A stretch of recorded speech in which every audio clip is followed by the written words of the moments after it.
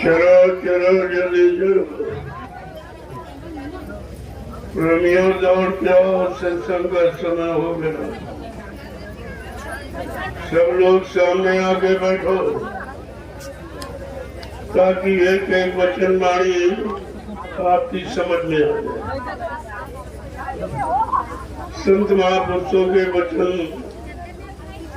आमने सामने रूबरू फेस टू फेस जब बैठ के सुनोगे तब आपकी समझ में आएगा। ये कोई कथा वार्ता नहीं है, ये मनोरंजन नहीं है, भाषण की प्रवचन नहीं है। ये महापुरुषों के अनमोल वचन जो जीवात्माओं के कल्याण उद्धार के लिए उन्होंने कलयुग में आकर जीवों के लिए वचन फरमाए और किसी युग में ये वचन नहीं सुने, क्योंकि सतयुग त्रेता द्वापर में संत नहीं आए थे, सदगुरु नहीं आए थे, इसलिए उन्होंने सत्संग जारी नहीं किया। जब तक सत्संग नहीं सुनोगे तो आपको सत्य की और झूठ की पहचान नहीं होगी, असली और नकली की पहचान नहीं होगी। इसलिए सत्संग बच्चों को बड़ी सावधानी के साथ सुना करो और अपने जीवन में उतारने की कोशिश करो, तब आपको इसका लाभ मिलेगा। क्योंकि वचन जीवों के करने की सुधार के लिए, जो करनी आपकी बिगड़ गई, जो कर्मों की पहचान आपको नहीं रही, कौन अच्छे है, कौन बुरे है, कौन पाप है, कौन पुण्य है, कौन शुभ है, कौन अशुभ है, ये तो जानकारी दिल दिमाग से चली गई। आज उसी का परिणाम की सब मुसीबत में आपका सारा पारिवारिक जीवन, सामाजिक जीवन, वैवाहिक जीवन सब कष्ट में हो गया। सब रोते चिल्लाते नजर आ रहे, कोई अमन चैन सुख में नहीं है। जबकि ये भारत देश धार्मिक देश है, ये मजहबी मुल्क है, ये परमात्मा खुदा को प्यारी भूमि है। इस भारत भूमि में जितने अवतार हुए सब इसी में, कोई एक आध प्रमाण के लिए इधर उधर, बाकी सब भारत और खासकर ये उत्तराखंड, उत्तर प्रदेश, ये ऋषि मुनि महात्माओं की, अवतारी शक्तियों की, योगियों की, तपस्वियों की भूमि है और संत महात्मा फकीरों की कर्म भूमि है, योग भूमि है। उन्होंने योग सिखाया। ये शारीरिक इंद्रियों वाले भोगों का योग नहीं, सुरत और सत्य का है। जो जीवात्मा सत्य को भूल गई, शब्द से अलग हो गई और वो शब्द से कैसे जुड़ेगी, सत्य को कैसे प्राप्त करेगी, शब्द का जानकार कौन है। कहते हैं शब्द पारखी गुरु जो होवे तो झट देवे भेद रखा है। अगर शब्द की पारी करने वाला सच्चा सदगुरु मिल जाए तो जीवात्मा को शब्द से जोड़ने में देर नहीं लगती। जब तक जानकार नहीं मिलेंगे, आप उनसे जानकारी लेकर अपने जीवन में नहीं उतारोगे, तब तक आपको लाभ नहीं मिलेगा।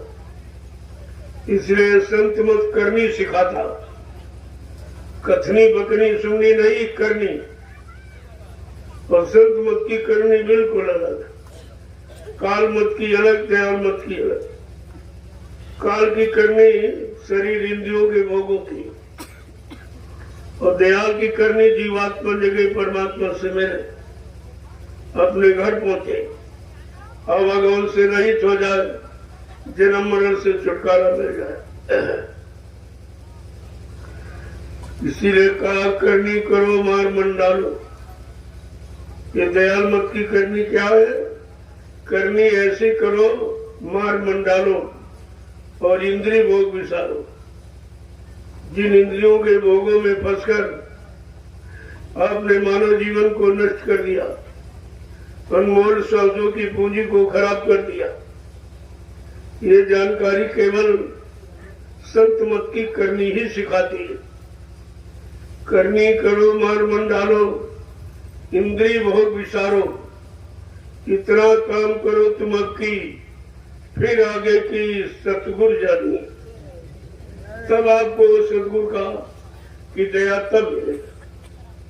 जब तक इंद्रिय भोगों से मन को छुटकारा नहीं दिलाओगे, मन को अलग नहीं करोगे, तब तक आपको परमानंद, वो शाश्वत आनंद, वो आत्मानंद नहीं मिलेगा।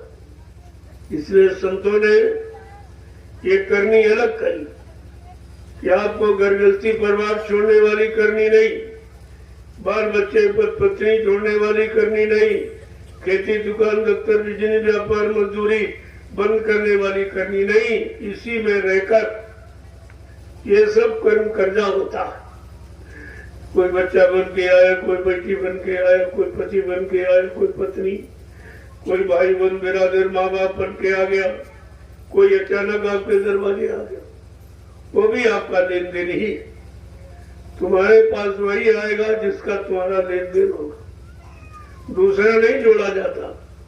संत मत की यही खासियत है कि आपका संबंध उन्हीं से कराया जाएगा जिनसे आपका पिछला कोई लेन देन रहा होगा, कर्म कर जा रहा होगा, उसको उतारने के लिए ही ये संबंध कराया जाता।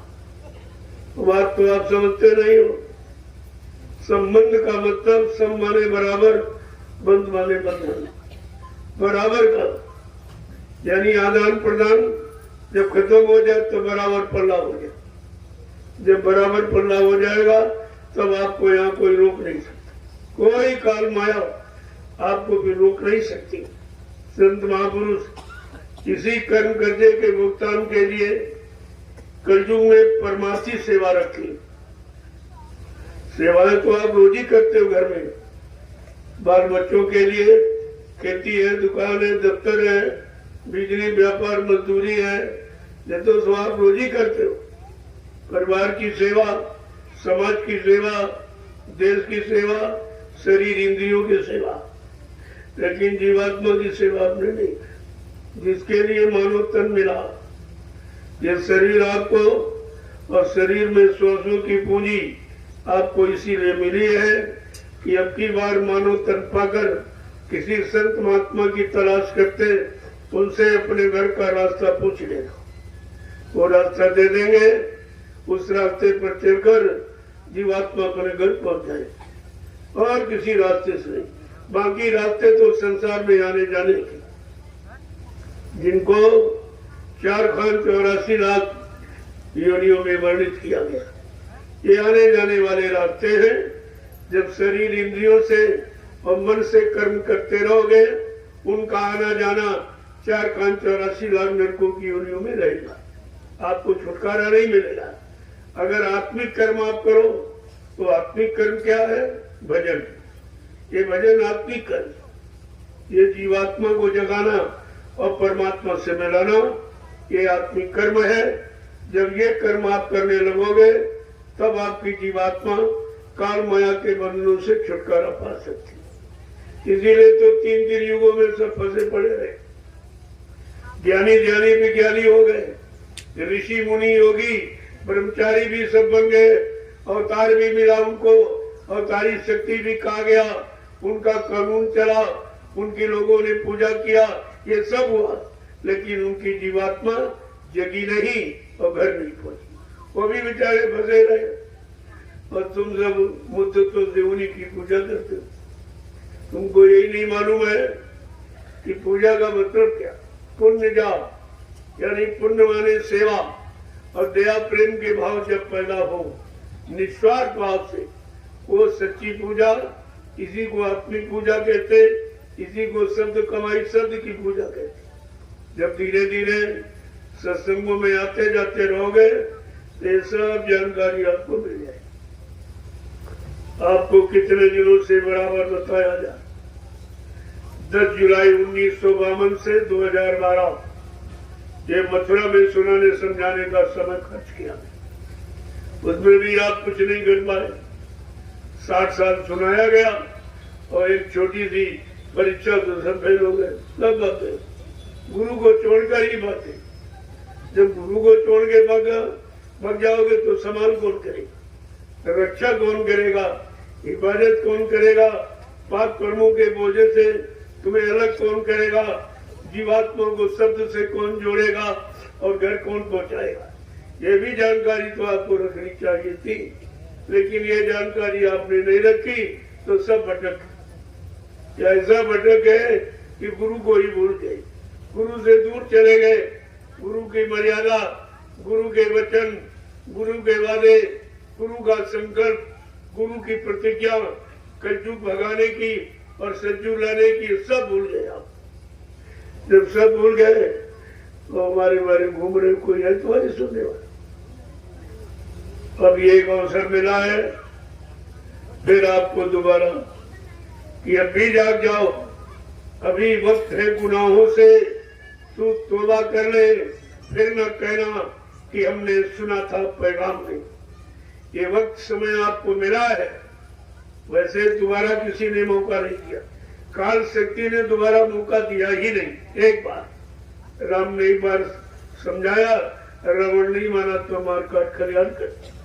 कृष्ण ने एक बार समझाया, कंस नहीं माना और मतलब यानी आपके यदुवंशी नहीं माने तो 56 करोड़ का सफाया हो। ये तो इतिहास कहना कि न मानने वालों का विनाश ये निश्चित है। अगर आज आप नहीं मानोगे तो आपका विनाश हो जाएगा। वो तो इतिहास जो लिख दिया गया है वो वर्तमान की जानकारी के लिए। वर्तमान में अपनी व्यवस्था आप ठीक कर लो तो इतिहास का समझ में आ जाएगा।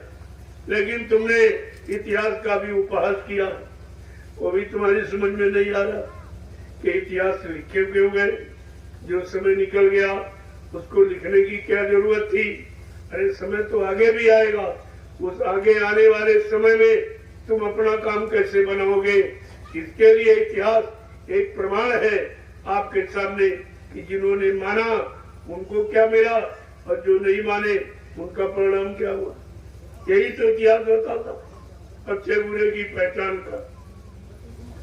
तो प्रेमियों, ये तो अचानक आज सत्संग आपको मिला। कोई सत्संग का मेरा कोई विचार नहीं था। वो तो एक समय की जानकारी जो दी जा रही, जो हिंदुस्तान में कोई नहीं दे रहा।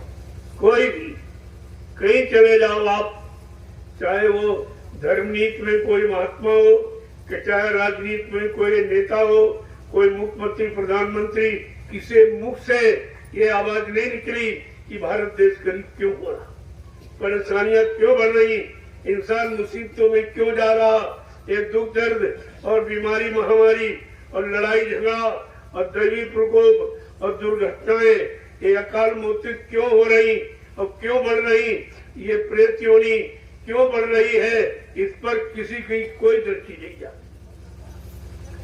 जब कोई नहीं कह रहा तो हमको समय से आवाज लगानी पड़ी। मुझे समय से कहना पड़ा कि हम भारतीय, अगर ये भारतीय शब्द आपकी समझ में आ गया होता तो भारत तो सोने की चिड़िया, भारत विश्व गुरु है, तो भारत में दूसरा कैसे राज कर सकता और दूसरे की बात यहाँ कैसे मान्यता दी जा सकती। लेकिन आप ये भूल गए। भारतीयता शब्द तो किसी के समझ में आ ही रहा। यहाँ भारतवासी तो है ही नहीं। अपने आप को भारतवासी आप जब ही कहोगे जब भारतीयता के लक्षण होंगे, भारतीयता के गुण होंगे, भारतीयता के कर्म करोगे, कर्तव्य करोगे, तब आपको भारतीय माना जाएगा। ये लिखने पढ़ने से भारतीय थोड़ी हो जाओ। तो मैंने देखा भाई न राजा कह रहा न प्रजा कह रही, न राजा कुछ बोल रहा न प्रजा कुछ सुन रही। जो कोई कुछ कह ही नहीं रहा है तो ये भारतीयता कैसे रहे, हिंदुत्व कैसे रहेगा। ये हिंदू कहने के हम अधिकारी कब और कैसे बनेंगे इस पर तो किसी का विचार नहीं। यहाँ उपजातियों ने एकदम घनघोर संग्राम कर, जाति नहीं उपजाति, जाति तो आपकी मानव जाति, वो असली जाति मानव जाति तो भूल गए और उपजातियों में तुमको फंसा दिया गया। जब उपजातियों में आप चले गए तो आपस में लड़ने मिलने लगे कि मानव जात तो एक ही जाति, एक तो किसी से लड़ेगा नहीं, जहां तो होंगे वही द्वंद होगा, वही मतलब दुविधा होगी, वही झगड़ा होगा। तो इन लोगों ने झगड़ा यानी मतलब करने के लिए ये उपजातियां तमाम बना जाए और तब आपस में उसमें तमाम तरह की भिन्नता पैदा कर दी। ये बड़ा, ये छोटा, ये बड़ा अनुसूचित जात, जनजात, यानी तमाम तरह की, जबकि एक मानव जाति ही जाति है और एक मानव धर्म ही धर्म है और इन मानव जातियों में एक ही जीवात्मा है और उन जीवात्माओं का एक ही मालिक है, इसके अलावा कुछ है। लेकिन ये तो बात कोई कही नहीं रहा। जो सत्यता की चीज है, जो असलियत की है, वास्तविकता हो तो कोई नहीं कह, क्योंकि सत्य कह देंगे तो सब बाजारी बंद हो जाए, सारी दुकानें बेल हो जाए, जगह जगह दौड़ा कर रहा, कोई राज्यपाल आ रहा, कोई मुख्यमंत्री, कोई प्रधानमंत्री, नहीं कहता कुछ नहीं कहता, केवल आता है, बाउचर बनवाता है, खर्चे निकालता है और सारा विकास इसी में जा रहा। न देश का विकास, न समाज का विकास, न धर्म का विकास, विकास है इनकी स्वार्थ नीति का और कोई विकास। तो आपको तो इस पर विचार करना चाहिए। अरे कोई तो कहने वाला हिंदुस्तान में होना चाहिए, लेकिन सबको डर है, सबको भय है, सबको अपने स्वार्थ की चिंता है, देश की चिंता, समाज की चिंता, मानव जात की चिंता किसी को नहीं, इसकी चिंता किसी को नहीं। और जब तक ये नहीं आएगा तब तक मानव विकास नहीं, मानव उत्थान नहीं होगा, समाज का विकास नहीं होगा, समाज का उत्थान नहीं होगा, देश का विकास नहीं होगा, देश का उत्थान नहीं होगा। तो मैंने ये भारतीयता की सच्ची परिभाषा जब मैंने देखा, सब भूल गए, पढ़े लिखे अनपढ़ सब एक ही लाइन में खड़े, एक ही भाषा बोल रहे हैं सब, किसी को भारतीयता की परिभाषा ही नहीं मालूम। भारतीयता क्या है, हम भारतीय है कि नहीं है, इस पर भी कोई विचार नहीं कर रहा। तो ये बताइए आप, फिर आप जानते ही क्या हो? जब तुम अपने आप को नहीं जान पाए, अपने देश की मर्यादा, गौरव, गरिमा को नहीं जान पाए, अपनी भारतीयता और हिंदुस्तान की हिंदुत्व की भावनाओं को अपने अंदर नहीं समावेश कर पाए, तो आपने आज तक किया ही क्या? कौन सा विकास किया और कहां से विकास शुरू किया जो अब अभी तक तुम्हारे पास से नहीं आ पाया? अरे दुनिया के किसी कोने से अगर शुरू होता तो 70 साल की आजादी में तुम्हारे सबके पास विकास आ जाता, लेकिन पता नहीं किस कोने से कहां शुरू किया, वही बंद कर दिया, कुछ समझ नहीं आ रहा, कोई कहने वाला नहीं। अंधेर नगरी अनबूझ राजा, ये इसीलिए कहा गया था। जहां जिस नगरी में कोई जागरूक नहीं है, कोई मतलब यानी धार्मिक नहीं है, कोई कर्मशील, कोई धर्मशील, कोई चरित्रवान है ही नहीं, तो फिर ये सब चीजें लागू कहां होगी? क्या जानवरों पर लागू करोगे, पक्षियों पर लागू करोगे, कीड़े मकोड़ों पर लागू, किस पर लागू करोगे? यह सब इंसानों के लिए व्यवस्था थी, इंसानियत पैदा करने की। अब केवल आप यानी एक पुतला हो, इंसान का एक पुतला, इंसान नहीं है, ये है शरीर की बनावट। शरीर की बनावट इंसान नहीं होता, जिसमें इंसानियत होती है वो इंसान होता, और जिसमें मानवता होती है वो मानव होता है, जिसमें धार्मिकता होती है वो धार्मिक होता है, जिसमें कर्म कर्तव्य है वो कर्तव्य परायण होता है। ये सब पढ़े लिखे और अनपढ़ सब एक ही लाइन में खड़े, किसी की समझ में नहीं आ रहा कि हमारा देश विकास कर रहा है कि कुछ स्वार्थी लोग अपना विकास कर रहे हैं।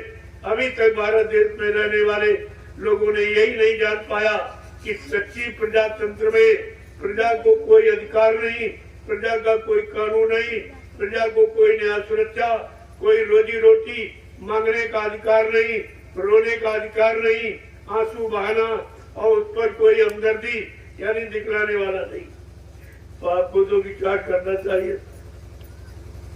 मैं एक छोटा सा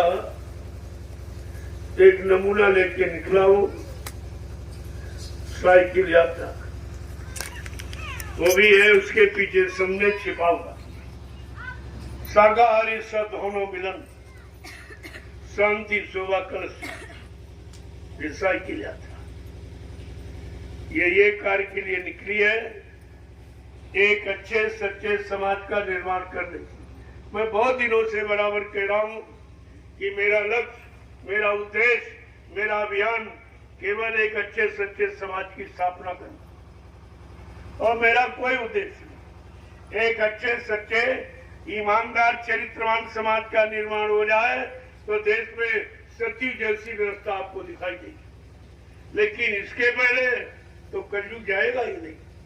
कलयुग जाने का तो मतलब यही है कि हमारी सब परेशानियां, हमारे दुख तकलीफ, हमारे बीमारी महामारी, हमारे कष्ट, ये सब चले जाएं।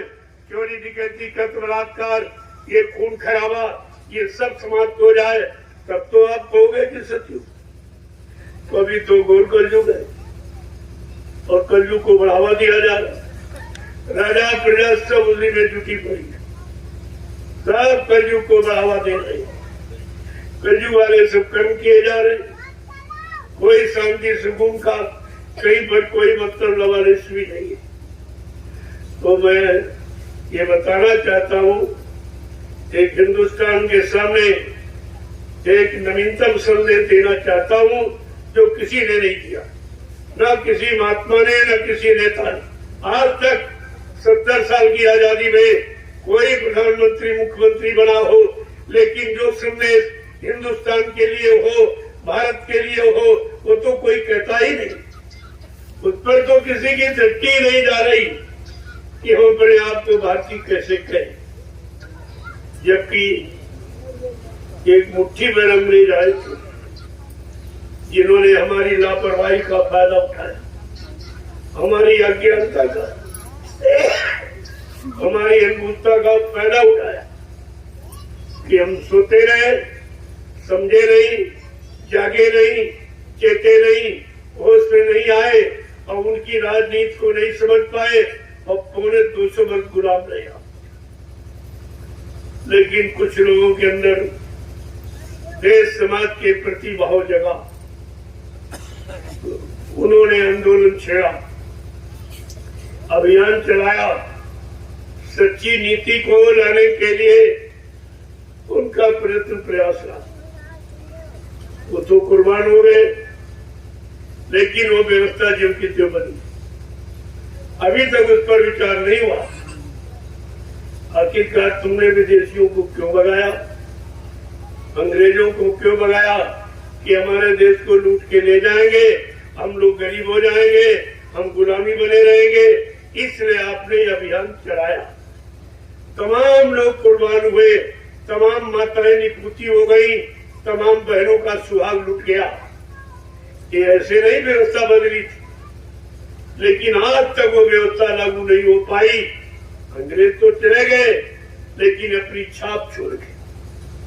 जब यहां से गए तो गांधी महात्मा से कहा कि देखो मैं तुम्हारे यहां से कुछ नहीं लिए जा रहा, लेकिन ऐसी छाप छोड़ के जाऊंगा कि भारत अपना 300 वर्ष तक सुधार नहीं कर सकता। इस बात को क्यों छिपा के रखा गया, क्यों उजागर नहीं किया गया? आखिरकार उनकी कौन सी नीति यहाँ पर लागू है जिसके द्वारा हमारा देश 300 वर्ष तक अपना सुधार नहीं करेगा, अपना विकास नहीं करेगा और अपनी स्वतंत्रता आजादी को यानी कायम नहीं कर पाएगा? वो कौन सी नीति थी? किसी ने इस पर विचार किया? कुछ किसी ने कुछ कहा? कोई चर्चा कुछ नहीं। यहाँ तो चर्चा केवल चंदा नोट वोट की होती और टैक्सों की और महंगाई ये तरह तरह से उसूलने की बाकी कोई चर्चा नहीं। जनता के हित का कोई काम न हुआ और न कोई करेगा, क्योंकि इनके अंदर जनता के प्रति कोई भाव नहीं। अपना निजी स्वार्थ जब इंसान का जाग जाता है तो वो उसको कुछ दिखाई नहीं देता। अपने स्वार्थ, अपना लाभ, अपना मान सम्मान, अपनी प्रतिष्ठा, अपना अधिकार, इसके सिवा उसको कुछ नहीं दिखाई देता। आज वही आपके सामने। तो मैंने कहा देश तो आजाद हुआ, मुल्क हुआ आजाद, सिर्फ आजाद नहीं हम रह पाए, आजादी के बदले में बर्बादी के मातम छाए। खो गया है अहिंसा, गांधी जी का हिंसा चौंधी छाई है। गांधी जी का हिंसा परमो धर्म सिद्धांत खत्म, कोई नहीं मानता, कोई बोलता नहीं, राजा न प्रजा, इस बात को कोई नहीं दोहराता। गांधी का फोटो तो लगाए घूम रहे हैं, लेकिन गांधी को मानते, गांधी की नहीं मानते। बात तो इसलिए धर्म को मानते, धर्म की नहीं मानती, नीति को मानते, नीति की शिक्षा सिद्धांत को नहीं मानते। ये जानते ही नहीं तो मानेंगे क्या? जो स्वार्थ में पैदा हुआ, गरीबी में पैदा हुआ, लोभ लालच जिसका पूरा हो नहीं पाया, वो जब तक रहेगा किसी पद पर, वो अपना स्वार्थ लोभ लालच यानी हल करता रहेगा। यानी भूखा जब तक पेट नहीं भर लेगा तब तक उसकी भूख नहीं मिटेगी। और तुम चाहे भूखे रह जाओ, चाहे वो प्यासे रह जाओ, तुम्हारी चिंता किसी को। तो मैंने ये सब देखा, ये हिंदुस्तान आजाद, ये स्वतंत्रता दिवस, आजादी का दिन मनाया जा रहा, और आजादी पर कोई दृष्टि नहीं डाल रहा कि हम आजाद हैं कि तब से ज्यादा गुलाम हैं। हम तब से ज्यादा दास्ता में फंस गए, गरीबी में फंस गए, बेरोजगारी में फंस गए, इससे ज्यादा फंस गए, लेकिन इस पर विचार ही कोई नहीं कर रहा। तो कोई न कोई तो कहने वाला होना चाहिए। महाभारत इसी बात का साक्षी और गवाह है। उस समय भी बड़े बड़े धर्मात्मा महात्मा थे, लेकिन सत्य बात कहने की हिम्मत किसी में नहीं। लेकिन कभी सत्य के बीच की हानि नहीं होती। सत्य बीज है, इसकी कभी हानि नहीं होती। उस समय भी कोई कहने वाला था। वो कौन था? महात्मा विदुर। ये महात्मा का काम वो कहेगा सत्य, सत्य की आवाज वो उठाएगा।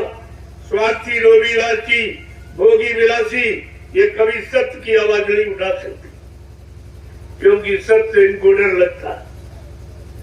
सही बात कहने में इनको घबराहट होती। तो आपको तो पिछले इतिहास से जानकारी लेनी चाहिए कि 1 करोड़ महात्मा हिंदुस्तान में, लेकिन सत्य कहने वाला कोई नहीं। सब अपनी अपनी गति, अपना अपना आश्रम, धर्मशाला, गुरुद्वारा समाने बैठे, अपना दान दक्षिणा, धोती, रोटी, लंगोटी की यानी मांग डिमांड करते रहते हैं, लेकिन इनको समाज देश धर्म की कोई चिंता नहीं। फिर आखिरकार इस धार्मिक देश की मर्यादा को कहने वाला कोई तो होना चाहिए, ये जानकारी देने वाला कोई तो होना चाहिए कि हम धार्मिक है कि नहीं है, हम भारतवासी है कि नहीं, हमारे में भारतीयता है कि नहीं है, ये तो कोई बताने कहने वाला होना चाहिए। मैं तो बहुत दिनों से सुन रहा हूँ, मैंने देखा कोई नहीं कह रहा। सब अपनी अपनी यानी लोभ लालच की प्यास बुझा रहे हैं। किसी को जनता की चिंता नहीं है, किसी को लोगों की चिंता नहीं, इंसानों की चिंता नहीं है, इंसानियत मानवता की चिंता नहीं है।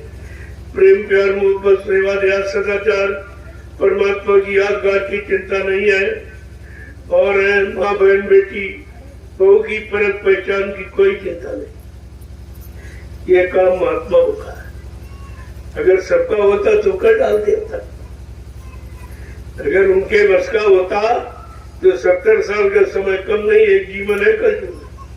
70 साल तो आदमी जिंदा रहता, और 70 साल आप पे निकल गए। 14 पंचवर्षीय योजनाएं, और किसी ने तुम्हारे लिए कुछ नहीं, केवल एक काम किया, चुनाव चुनाव चुनाव।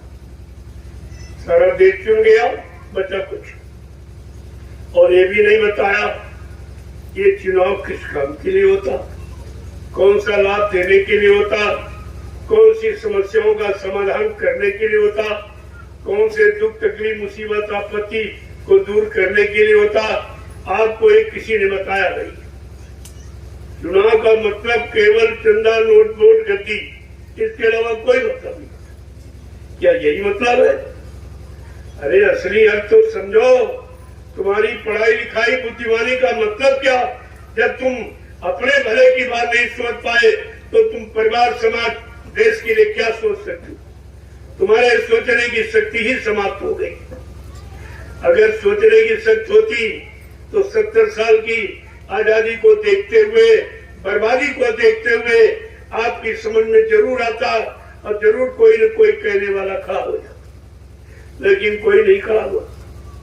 तब हमको मजबूरन, वैसे मेरा ये काम नहीं है, ये काम तो राजा का है कि प्रजा को सही दिशा देना और सही दिशा की तरफ ले जाना और सबको सही रास्ता दिखाना और सबको सच्चाई ईमानदारी में रखना और सबको परमात्मा की यादगार में लगाना और सबके मन मस्तिष्क में माँ बहन बेटी की बहू की पहचान कराना, ये राजा का काम, ये महात्मा का काम नहीं है।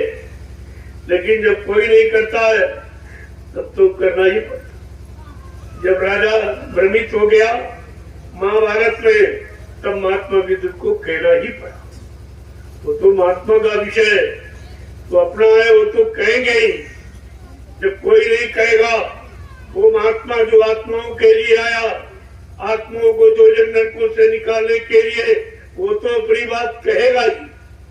अब मानो न मानो ये तो तुम्हारा काम, लेकिन वो समय से अपनी फर्ज अदा की पूरी कर। मैंने ये भारतीय शब्द को लेकर जो चीज सामने आज रखी है वो हिंदुस्तान में किसी ने नहीं, किसी ने नहीं रखी, किसी ने इस पर जिक्र ही नहीं किया कि भारतवासी बनने का हमारे पास कौन सा लक्ष्य है, कौन सा विचार है, कौन सी सोच है, इस पर तो किसी ने कोई चर्चा की नहीं। तब मुझे कहना पड़ा कि अगर हम सच्चे भारतवासी हैं, हमारे में सच्ची भारतीयता है, शहीदों की कुर्बानी का हमारे अंदर जोश और होश है, तो हमें आपको भारतीय बन के दिखा देना चाहिए कि हम वास्तव में भारतीय हैं। हमारी पहचान बिल्कुल अलग, सारे देशों की पहचान अलग है, सबकी देशों की भाषा अलग है, सब अपनी भाषा का प्रयोग करते हैं और सब अपने पहनावे वेशभूषा में रहते हैं। और जो वहाँ का खान पान है, ठंड प्रदेश का मुर्गा मीट, अंडा, शराब, दारू, ये उनका भोजन है, वो अपना करते हैं। लेकिन तुम भारतवासी हो तो तुम्हारा भोजन क्या होना चाहिए, तुम्हारा पहनावा वेशभूषा क्या होनी चाहिए, तुम्हारी भारतीय संस्कृति क्या कहती है, तुम्हारी यानी भाषा जो मातृभाषा है, जो हिंदुस्तान की हिंदी मातृभाषा है, देववाणी जो संस्कृति, वो हमारा सच्चा है। लेकिन न हिंदी रही न संस्कृत में, दोनों भूल गए और विदेशी भाषा की नकल कर रहे। तो तुम अभी तो गुलाम हो। जब तुम्हारे अंदर गुलामी का अंकुर नहीं गया और अंग्रेजियत तब भी तुमको यानी मतलब अपनी तरफ खींच रही, अपने पर चला रही है, तो अंग्रेज कहाँ गए, कहाँ अंग्रेज भगे? और वो कुर्बानी सब यानी पानी पानी की तरह खून बह गया, कोई मतलब नहीं निकला उसका। तो आपको ये सोचना चाहिए, अगर हम सच्चे भारतवासी हैं, हम सच्चे भारतीय आर्यावर्ती भारतखंडी, अगर हम ये कहलाने के अधिकारी जब है जब अपनी भारतीयता में आ जाए, हमारा भारतीय खान पान जो कहीं नहीं विश्व में है और किसी के पास नहीं है और कोई नहीं जानता है, क्योंकि वहाँ एक ही गुण है, रजोगुण तमोगुण, केवल रजोगुण भोगी, वो भोगी है। सारा विश्व के देश सब भोग नाम से जाने जाते हैं, केवल हिंदुस्तान योग भूमि के नाम से जाना जाता। यहाँ पर प्रकृति संयम में है, यहाँ त्रिगुणमयी सृष्टि है, सतोगुण तमोगुण रजोगुण, तीन गुणों में सारी सृष्टि बनाई गई है और तीनों गुणों की परिभाषा जानकारी अलग अलग दी गई कि जब ये भोजन करोगे यानी तमोगुणी आहार, मिर्च मसाले, तीखे चटपटे, तो आपका मन विकृत होगा, मन आपका उत्तेजित होगा, मन में विकार आएंगे, काम, क्रोध, लोभ, मोह, अहंकार, ईर्ष्या, राग, द्वेष इनमें पनपेंगे, इनमें बढ़ेंगे और फिर आप इस बीमारी में इतने तंग हो जाओगे कि अपने आप को बचा नहीं। सबसे बड़ी बीमारी, सबसे बड़ा रोग ये काम, क्रोध, लोभ, मोह, अहंकार जो तुमको हर क्षण पर गरीब विवश किए, लाचार किए हैं, मजबूर किए हैं, जानकर भी, देख कर भी अपना सुधार नहीं कर पा रहे। ये ऐसा रोग है भयानक। तो इसलिए आहार और विचार, आहार से विचारों का जन्म होता है। जैसा करो आहार वैसे बने विचार। हमारे भारतीय सभ्यता में ये अंकित है कि हम जैसा आहार करेंगे हमारे विचार वैसे बनेंगे, जैसे विचार बनेंगे वैसी हमारी बुद्धि काम करेगी, यानी वैसे हम कर्म करेंगे और जैसे कर्म करेंगे वैसा हम लाभ हानि पाएंगे। तो इस पर किसी ने विचार चला गया, आहार चला।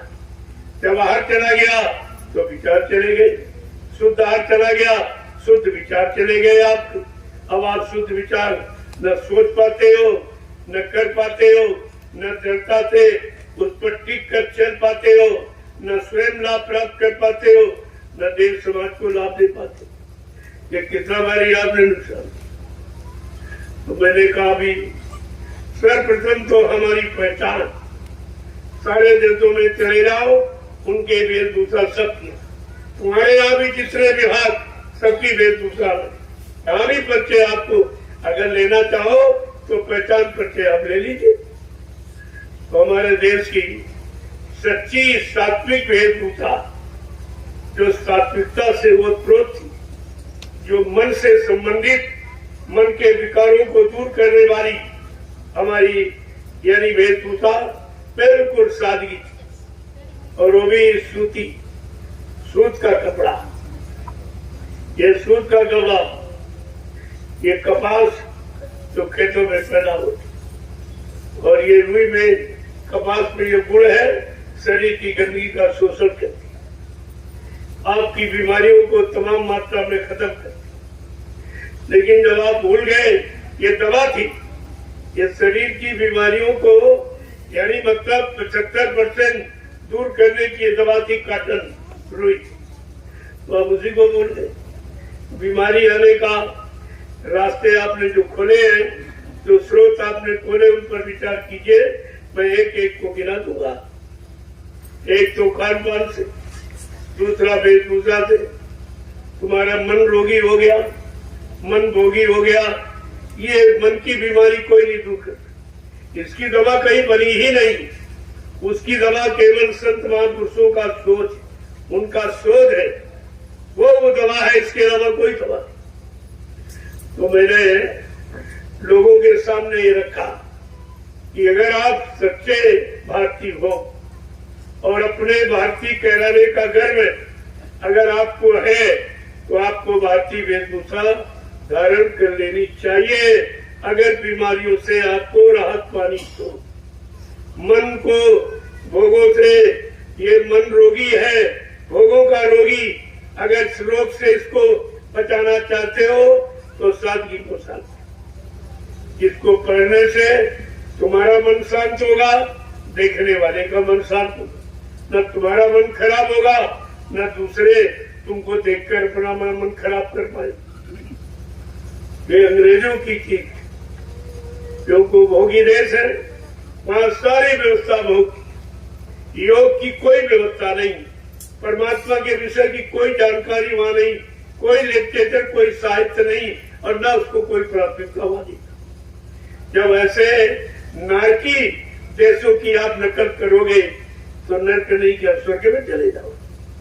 तुम्हारा भी सारी व्यवस्था नर्क में जाने की ही हो रही। जब देखा गया कोई नहीं कहने वाला, कोई बताने वाला, समझाने वाला, कोई इशारा करने वाला नहीं, तब हमको ये प्रश्न संपूर्ण भारत के सामने रखना पड़ा। भारतीयता का कि भारतीय शब्द की महिमा क्या है, गौरव गरिमा क्या है, भारतीय का महत्व क्या, ये सारा विश्व, ये भारत सारे विश्व का गुरु क्यों हुआ, किस कारण हुआ? ये आपकी भारतीय संस्कृति के कारण, भारतीय वेशभूषा के कारण, भारतीय सादगी और स्वच्छ और मानव खान पान के कारण और अच्छे सत्कर्म के कारण आपकी महिमा सारे विश्व में है। कि विश्व गुरु हो भारत देश, पहले भी था, बीच में आपने बिगाड़ दिया, लेकिन संत महापुरुषों ने कहा कि फिर क्यों इस बिगाड़ से तुम खुद ही बिगड़े हो, खुद ही परेशान, इतने तंग हो जाओगे, इतने परेशान हो जाओगे, अपनी भाव बेटियों की इज्जत बचाना तुम्हें मुश्किल हो जाएगा, अपने शरीर का रोग निकालने के लिए आप मजबूर हो जाओगे, नहीं निकाल पाओगे, ये चारों तरफ से जब घिर जाओगे तब आपको एक बार विचार करना ही होगा। कलयुग घेरे चारी ओर, मनुआ जइयो कोई, तुम किधर जाओगे? कलयुग ने अपनी सारी व्यवस्था में सबको बांध दिया और सबको घेर के रखा है और आपको उससे निकलने नहीं देगा और तुम्हारे पास कोई शक्ति नहीं जो कलयुग से तुम लड़ सको। तब महापुरुषों को ऐलान करना पड़ा कि मैं कलयुग को भगाऊंगा और सतयुग को लाऊंगा, तब देश में सच्ची सुख शांति आ सकेगी। इसके पहले नहीं हो। तो उन्होंने अपनी वेशभूषा पहन के आए और तुमको उसी गुलामी में जकड़ दिया। ये मोटा कपड़ा जिसे जींस कहते हो, पैंट पतलून कहते हो, ये ठंड पड़ गई, ठंडी में मोटा कपड़ा पहना था और तुम 12 महीने पहले घूमे।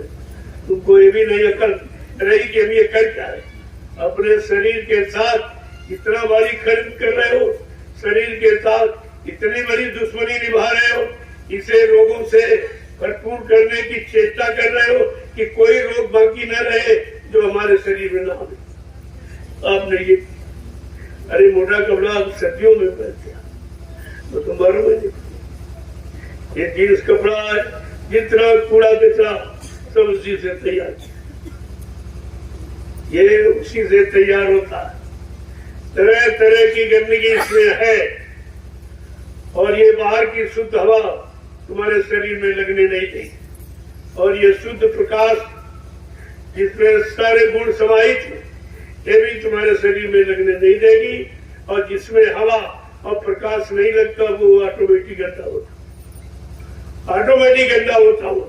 कहते हैं भाई ना हवा लग गई न प्रकाश नहीं तो अशुद्ध है, लेकिन यहाँ पर तुमने अशुद्धता का प्रयोग नहीं कर पाए अभी तक। पढ़ लिख कर तुमने क्या सोचा?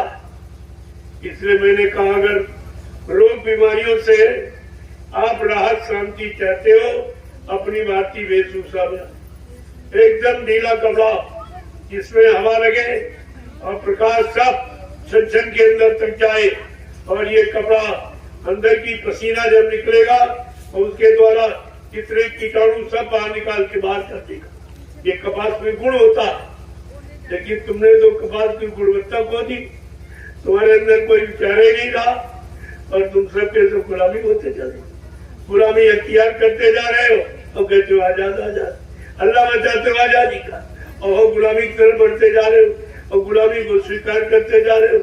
अरे अंग्रेज चले गए लेकिन अंग्रेजियत तो छोड़ गए, उनकी भाषा है उसी का प्रयोग करते हो, उनका पहनावा है उसी का प्रयोग करते हो, उनका गंदा भोजन है जो मतलब यानी तमोगुणी और रजोगुण से भरा हुआ, जब वो इस्तेमाल करोगे तो तुम उनकी तरह भोगी बन जाओगे और रोगी बन जाओगे। तुमने इस पर कोई विचार नहीं किया। अंततः तो हमको ये कहना पड़ा,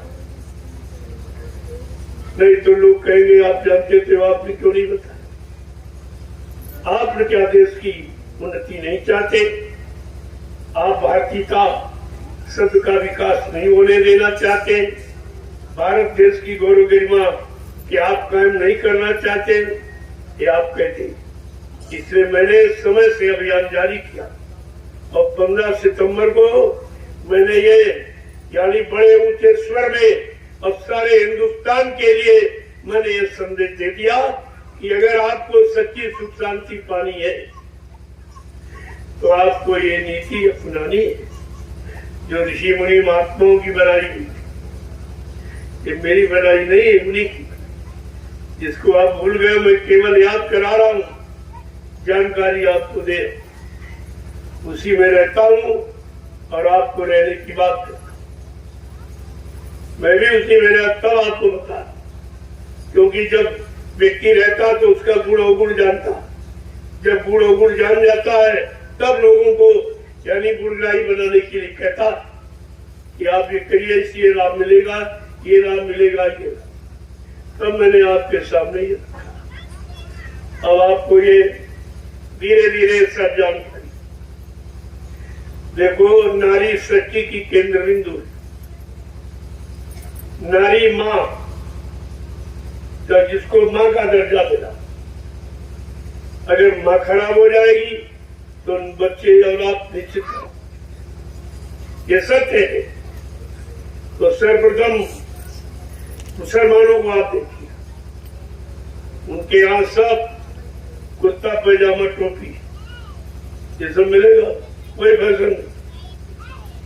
1% कोई कलयुगी विचारधारा में आ गया हो वो भी नेता नगरी फंसा वो करेगा, लेकिन जो समाज परिवारों में रहते वो मजहब में और धर्म में वो कभी नहीं, वो इसको नहीं मानती। कोई बच्चा आप नंगे सर नहीं मिलेगा और सब कुर्ता पैजामा मिलेगा। नारियों को देखिए आप, शरीर का कोई भी अंग आप देख नहीं सकते हो, यानी नख सिख पैर के नाखून से लेकर चोटी तक एकदम ढकी, लिबास में एकदम, और तुम्हारे यहाँ नंगा नाच। तुम अपने आप को हिंदू कैसे कहते, जिसमें हिंदुत्व के कोई गुण ही नहीं है। तुम अपने आप को भारतीय नारी और भारतीय महिला कैसे कहती हो, जब सीता और शत्रुघ्न का कोई लक्षण नहीं है, कोई वेशभूषा नहीं है, कोई खान पान नहीं है, कोई विचार नहीं है, तो अपने आप को भारतीय नारी या आदर्श महिला कहने का कोई अधिकार ही नहीं रहा। ये सब आपने खत्म कर दिया। मैंने दोनों पहलुओं पर प्रकाश डाला। महिलाओं के लिए भी कोई ऐसा वस्त्र मत पहनो जिससे तुम्हारे अंग भरे दिखाई दे, देखने वाले की दृष्टि मन खराब हो और तुम्हारा भी खराब, तुम भी खराब हो जाओगे। होगी जब तुम्हारे अंग प्रत्यंगों पर दृष्टि पड़ेगी बुरे लोग शराबी कबाबियों की, तो जो तुम्हारे से बच्चा पैदा होगा वो सात्विक नहीं है, वो बुढ़ापे में तुम्हारी सेवा नहीं करेगा, तुम्हारे आदेश का पालन नहीं करेगा, क्योंकि उस पर दृष्टि जो अंदर में, उस पर दृष्टि शराबी कबाबियों की और पूरे व्यभिचारिक उपचारियों की पड़ी है, इसलिए आपका बच्चा खराब। ये बहुत बड़ा राज रहस्य है जो मैं आपके सामने आज खोल के खाया। इसलिए कोई नारी, कोई कन्या, कन्या देवी होती है तो देवी का रूप देखा फोटो में, फोटो में देखा देवी का रूप क्या होता। दूसरा, मेरी कोई चिपके वस्त्र नहीं पहनी, कोई कन्या, कोई महिला चिपके हुए वस्त्र का प्रयोग नहीं करेगी, नहीं और बीमारी तुम्हारे में बढ़ जाएगी। जब चिपका वस्त्र पहनोगी ना तो हवा न प्रकाश का संचार होगा तो निश्चित बीमारी आप में आ जाएगी और इससे लोगों का मन खराब होता और तुम्हारा खुद ही खराब होता। तो अपना मन खराब किया तभी तो उसको धारण किया, और तुम्हें देखकर जिनका जिनका मन खराब होगा वो तुम्हारे प्रति बुरे भाव ही बनाएगा, अच्छे भाव, कोई माँ बहन बेटी का भाव नहीं बनाएगा। इसलिए ये सब दुष्परिणाम तुम्हारे द्वारा हो, दोषी तुम हो, इसलिए इसकी भी सजा आपको भोगनी पड़ेगी। ये भारतीय नारी का इतिहास नहीं है। तुम भारतीय महिला और भारतीय आदर्श नारी कहने का अधिकार आपको नहीं है, क्योंकि आपने सारी व्यवस्था को भंग कर दिया। इस पर आप विचार कीजिए। मैंने इस पर भी टिप्पणी डाली है और पुरुषों से कहा कि अगर आप सैनी बनना चाहते हो, शाकाहारी सदाचारी ब्रह्मचारी, तो आप लोगों की धर्म, ये ऋषि मुनियों की ये देन है जो उन्होंने संयम को कायम में रखने के लिए ये लगाम आपके लिए रखी थी और सब भूल गए आप, जिससे तरह तरह की ये आंख की बीमारी, आंख का उतरना, हाइड्रोसील का बढ़ना, पानी का बढ़ना, ये जितना भी काम हो रहा ये सब उसी कारण हो रहा। कमर आपकी ढीली रहती है और कोई वजन उठाओगे फट से आंख नीचे खिसक जाएगी। आंख संबंधी, पेट संबंधी तमाम बीमारियों को आप जन्म दे देते हो, लेकिन बात को समझते नहीं हो कि महात्माओं ने लोगोटी क्यों लगाई और क्यों कहा कि आपसे भी, लेकिन आपने उनकी बात सुनी ही नहीं। और आज तो तुम सब तरफ से मजबूर हो, आगे और मजबूर हो जाओ। अभी तो मैं केवल इशारा कर रहा हूं, आगे आपको मजबूर होकर ये सब स्वीकार करना पड़ेगा जब तुम बीमारियों से एकदम डूब जाओगे, कमजोरियों से डूब जाओगे, मन खराब हो जाएगा।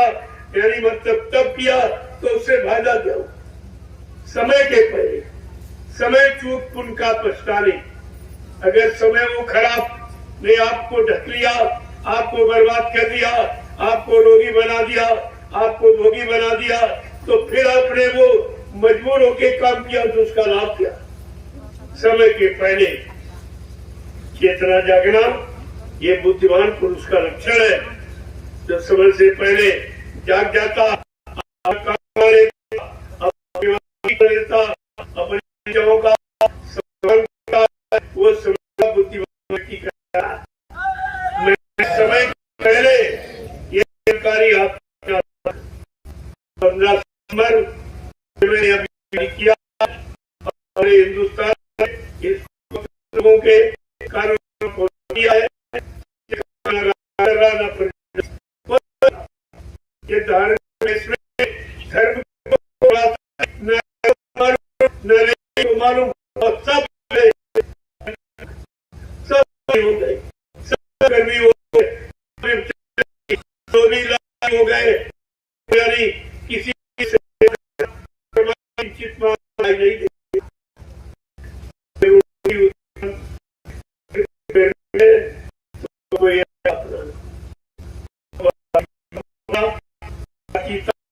अपने में लाभ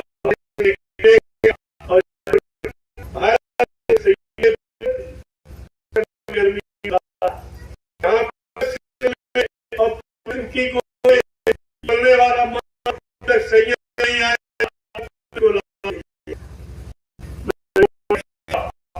आपके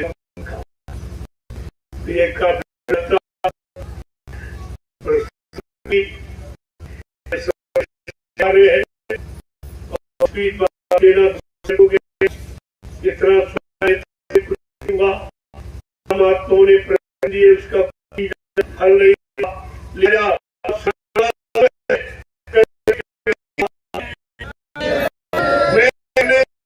मैं हूँ बात मैंने सुनने से कराने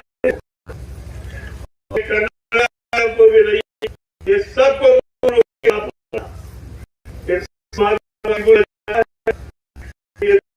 सब काम नहीं करोगे कर देंगे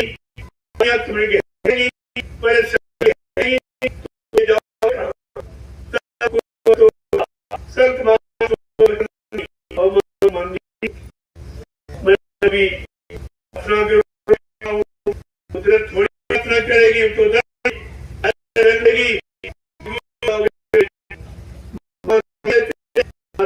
जाते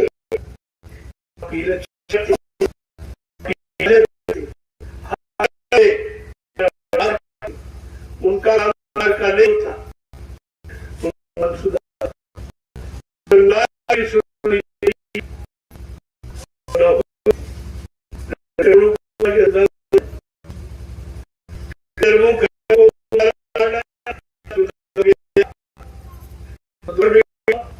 उसी को पढ़ने अभी आज तो अच्छा होता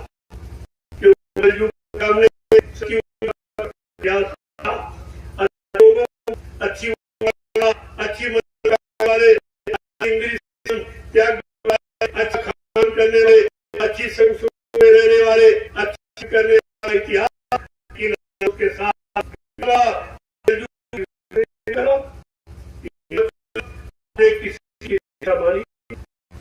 किसी युग की चाप ले, अगर तो तुम्हारे कोई सुधार के लगे तो की कोई बात नहीं। प्रणाम हुआ अभी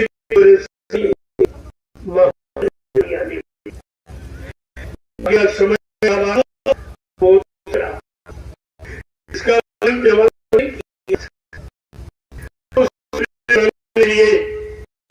के सामने गया कैसे आप जानते तो आपने बताया।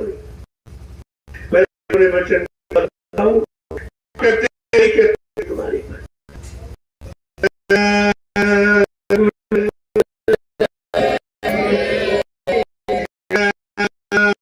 गुरुदेव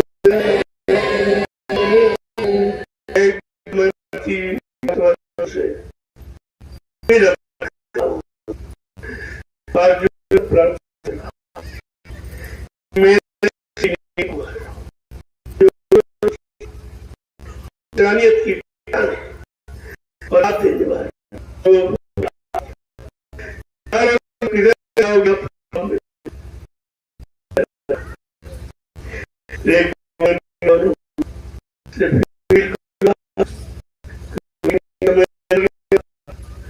जो लुट से बर्बाद हो चुका भोग बेचे लेकिन नहीं देते आपका जीवन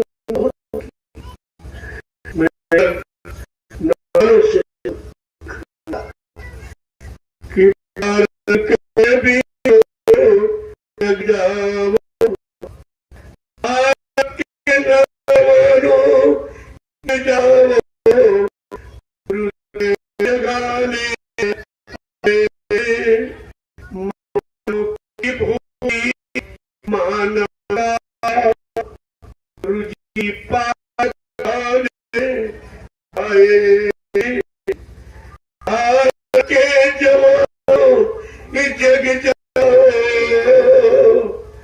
गुरुदेव जगाने आए मानव की भूली मानवता का गुरुजी पाठ पढ़ाने आए कि राम कृष्ण ईसा मोहम्मद की वाणी तुम भूल गए। चंद्रशेखर आजाद भगत नेता सुभाष को भूल गए और गांधी जी का ये सत्य अहिंसा हम तुम्हें बताने आए हैं। भारत के वीरों जग जाओ गुरुदेव जगाने आए हैं। मानव की भूली मानवता का गुरुजी पाठ पढ़ाने आए हैं। सब धर्म कर्म को भूल गए, सब धर्म कर्म को भूल गए, धन लोलुपता में डूब गए। सब धर्म कर्म को ये भूल गए, धन लोलुपता में डूब गए। स्वार्थ की बाढ़ बढ़ी सब में अब परमार्थ को भूल गए। सच्ची सुख शांति ये मिले कैसे गुरु राह बताने आए हैं। भारत के जवानों जग जाओ गुरुदेव जगाने आए हैं। मानव की भूली मानवता का गुरुजी पाठ पढ़ाने आए। कलयुग में सतयुग लाने का संकल्प लिया है गुरुवर ने। कलयुग में सतयुग लाने का और संकल्प लिया है गुरुवर में। को कितनी बड़ी बात है। ये संकल्प लिया गया है, ऐसे नहीं संकल्पित आवाज, ये कभी झूठ होने वाली नहीं है। लेकिन हर आवाज को सिद्ध होने का समय, शुभ घड़ी, मुहूर्त, तारीख सब निश्चित है, उसके पहले नहीं। तुम्हारे सोचने के अनुसार नहीं होगा, तुम्हारे कहने के अनुसार, तुम्हारी दुनियावी मानवावी और स्वास्थ्य की बुद्धि के अनुसार कुछ नहीं होगा। उनका परिवर्तन का समय और घड़ी और मुहूर्त और दिन तारीख सब निश्चित है। कहा का बच्चा, मेरी दूरदर्शी व्यवस्था आने का समय निश्चित है, उसकी तारीख भी निश्चित है। जब तक वो समय नहीं आ रहा, मैंने हिंदुस्तान में सबको मौका दे दिया कि अच्छा से अच्छा जो भी तुम करना चाहो कर लो, और स्वार्थ लोभ लालच जो भी हल करना चाहो कर लो। दूरदर्शी आने पर ये व्यवस्था सब समाप्त हो जाएगी, ये गंदगी कुछ नहीं दिखाई देगी, चाहे खान पान की हो, चाहे चरित्र की हो, चाहे स्वार्थ लोभ लालच की हो, चाहे गति की हो, ये कोई गंदगी टिकने नहीं पाएगी। दूरदर्शी ऐसा समय का सूरज, ऐसा प्रकाश ज्ञान सत्य का आभास अनुभव कराने वाली भूमिका व्यवस्था का नाम है दूरदर्शी। अभी लोग इसके बारे में कुछ नहीं जानते, क्योंकि दूरदर्शी का तभी आपको बताया नहीं गया। अभी तो केवल प्रचार किया गया था, और वो भी 18 वर्ष जब प्रचार कराया गया और आप भूल गए, नहीं समझ पाए, नहीं इस पर चल पाए, तब कहा कि मेरा एक ब्रह्मास्त्र है, इसको संभाल के रखना, ये आगे आने वाले समय में काम करेगा।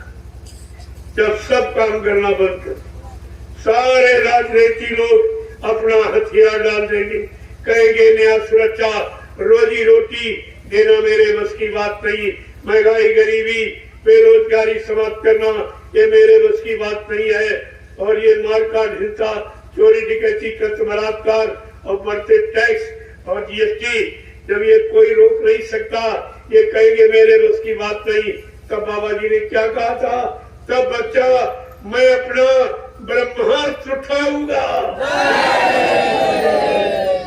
ये ब्रह्मास्त्र है, और आप सब भूल गए कि बाबा जी के ब्रह्मास्त्र क्या।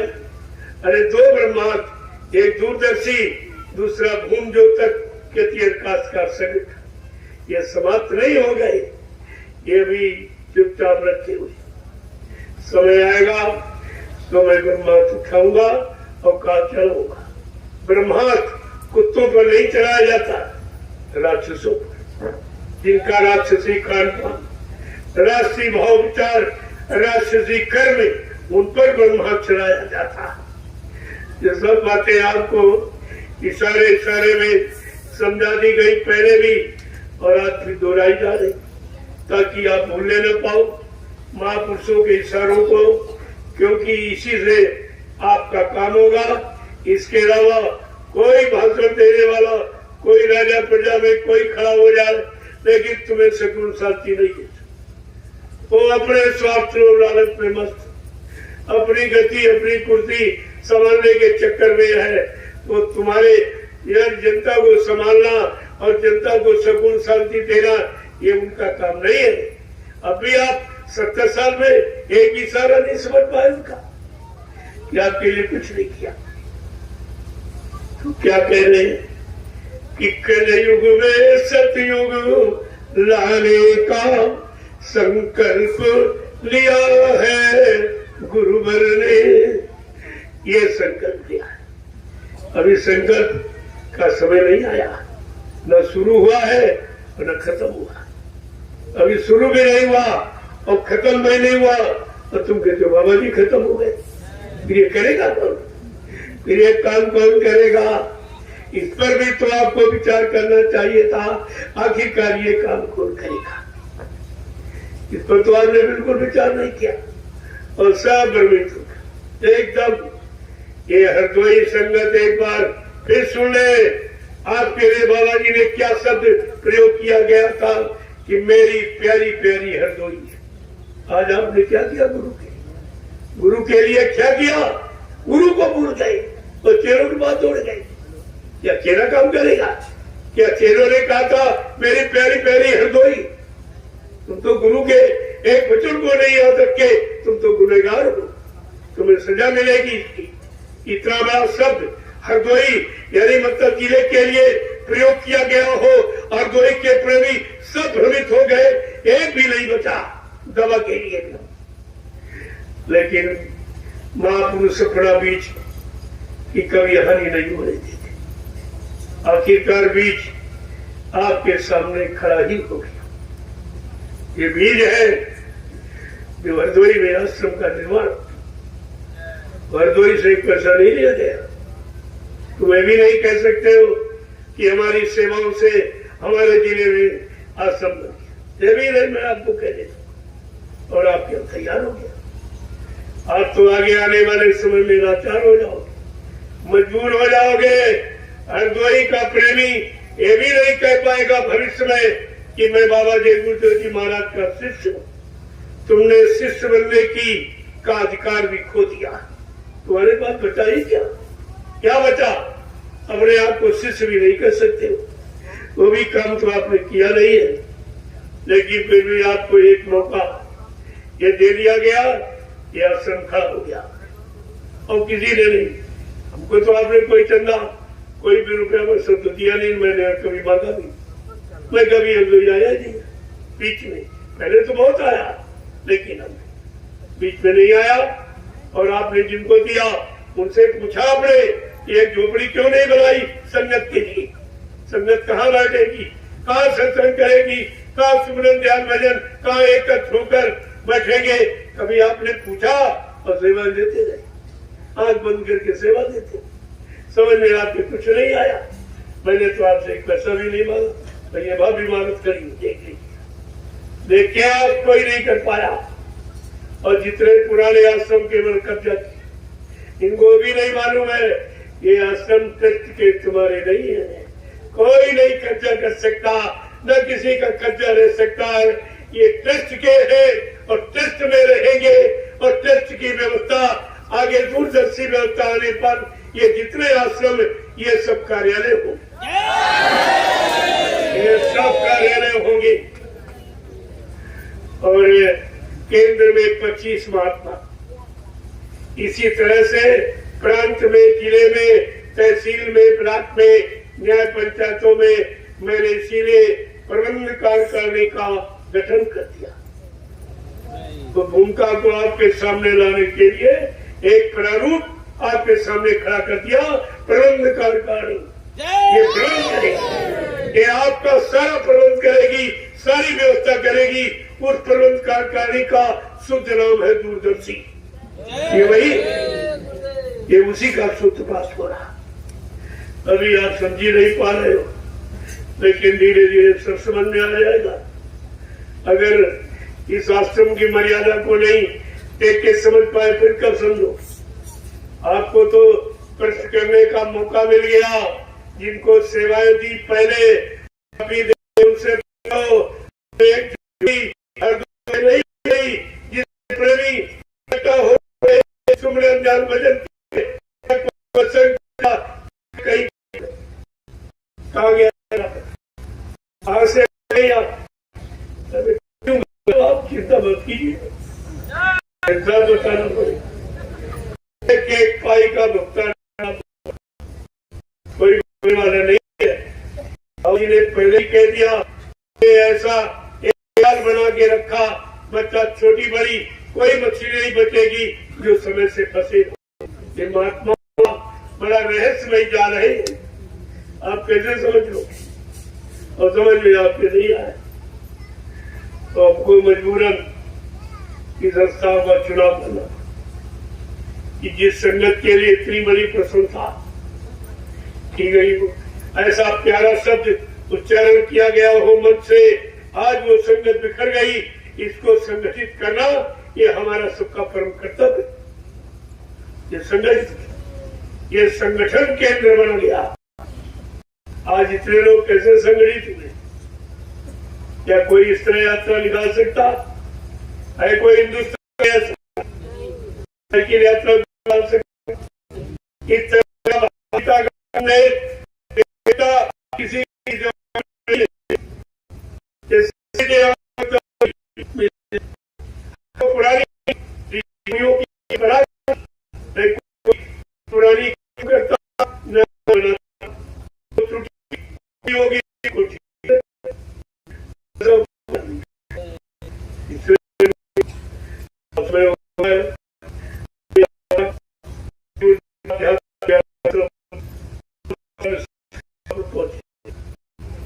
आज वहां पढ़ना पड़ेगा, कल सेवा चल रही है,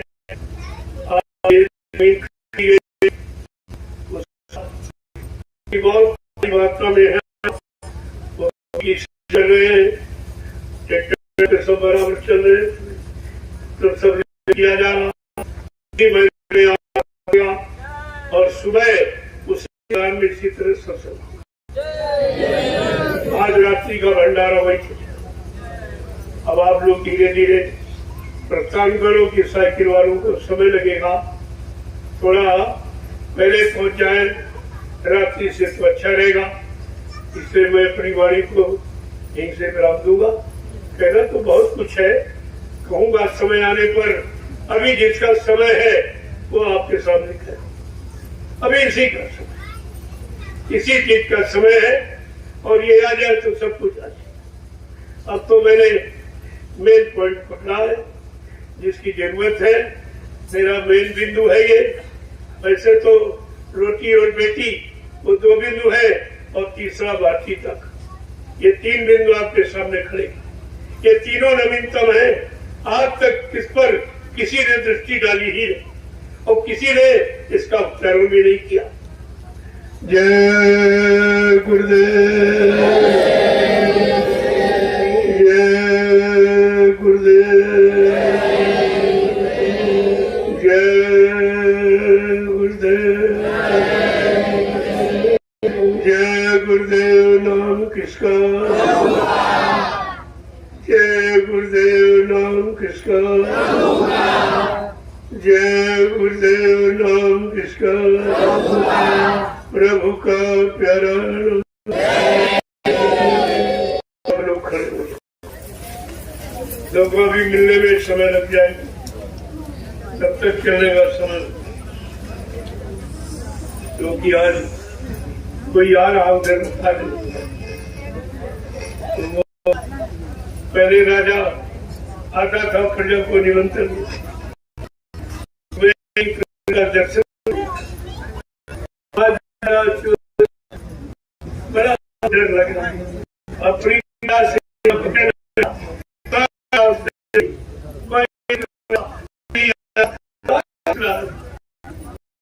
किस काम के लिए तू आ रहा, जब जनता देखेगी नहीं, अपनी मुसीबत दुखों का बयान नहीं करे, तो जारी नहीं थे।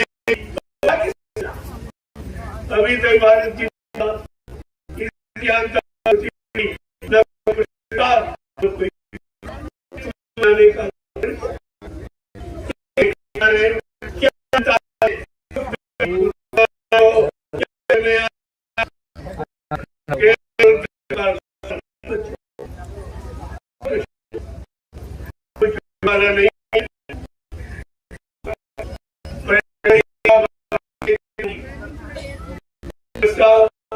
नहीं पैदा हुआ रुपए का,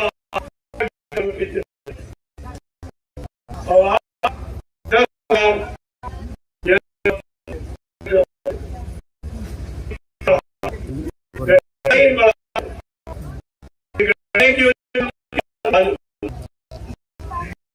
सोच रहे इतनी है, तुम क्या दो, वही तुम आनंद एक है,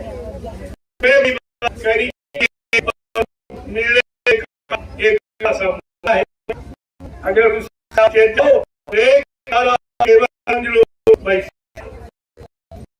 समझ भारत की जनता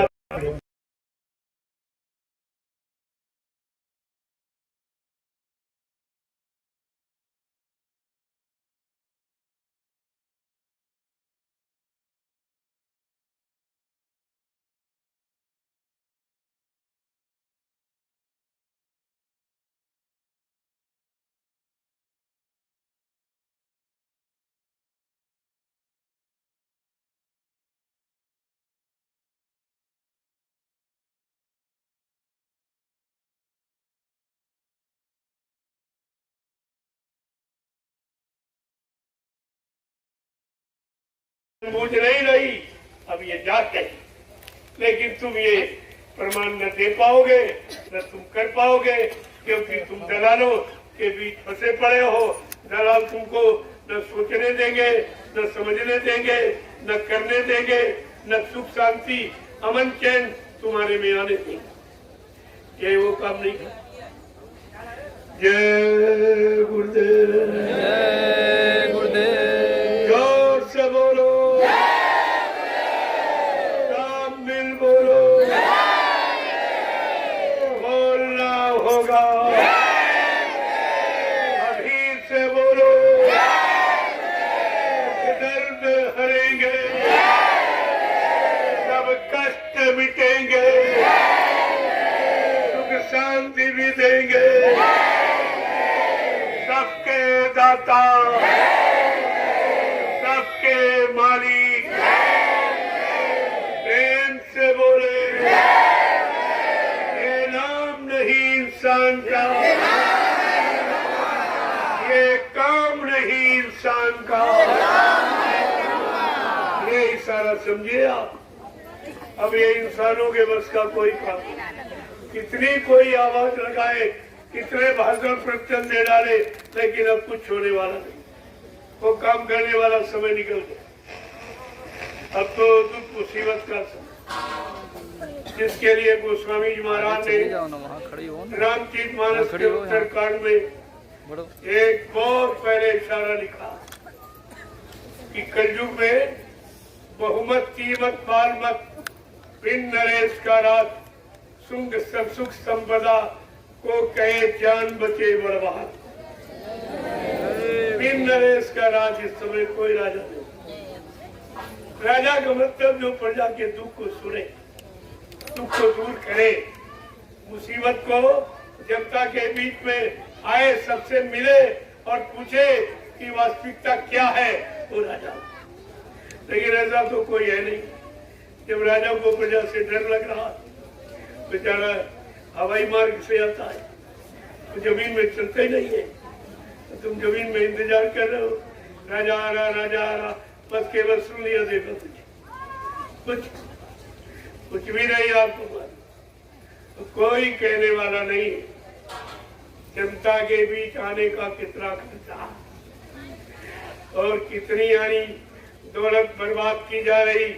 ये भारत के खून पसीने की कमाई जो भोगों में और विषयों में, मान सम्मान में जो बर्बाद की जा रही है, ये देने वाला कौन? ये जो खर्च कर रहा है, इसको भी होश नहीं है कि हजारों बार तुझे वे नरकों की योनियों में जाना पड़ेगा और यमराजा की जूतियों की मार खानी पड़ेगी। वहां तेरी कोई सुनने वाला नहीं। अगर तू नहीं सुनता है भारत की जनता का, तो तेरा ही कौन सुनेगा? उस समय तेरे लिए भी तैयार है। जय गुरुदेव। अब लोग लाइन से खड़े हो जाओ, मैं आप लोगों से मिल लूं। चलते चलाते आपकी इच्छा है जरा मिल लो, तो मैं भी तो मिलना चाहूँ। आप मेहनत कर रहे हो, साइकिल यात्रा, ये भी एक समस्या है कलयुग में। बाल बच्चों परिवार को छोड़कर ये छोटी मोटी समस्या नहीं है। इतनी बारिश कल हो रही, देखा, ये दिखाया गया लोगों, ये बारिश कुछ नहीं थी, लेकिन ये दिखाया गया ये कैसे लोग हैं जो वर्षा, सूखा और अकाल में भी अपनी यात्रा को बंद करने वाले नहीं। इन्होंने यात्रा पर कदम उठाया है, अपनी यात्रा पूरी करके ही मानेंगी। जय। संकल्प है। आप देखते जाइए, अभी तो एक केवल 2 दिवसीय 2 अक्टूबर गांधी जयंती, गांधी का फोटो जगह जगह लगाया गया, लेकिन गांधी की नीति सिद्धांत क्या था? अहिंसा परमो धर्मा, और इनका है हिंसा परमो धर्म। लाखों गायें रोज काटी जा रही, लाखों जीव मुर्गा बकरा मछली छोड़कर, गर्भपात नसबंदी छोड़कर ये कितने हिंसा हत्या हो रही। क्या ये गांधी का वसूल है? क्या गांधी की इसमें कोई गौरव गरिमा है? क्या गांधी का कोई इसमें सम्मान है? उनका सिद्धांत अहिंसा परमो धर्मा और इनका सिद्धांत हिंसा पर प्रबोधन एकदम उल्टा। ये सब गुमराह कर रहे आप। ये गांधी को कोई नहीं मानता।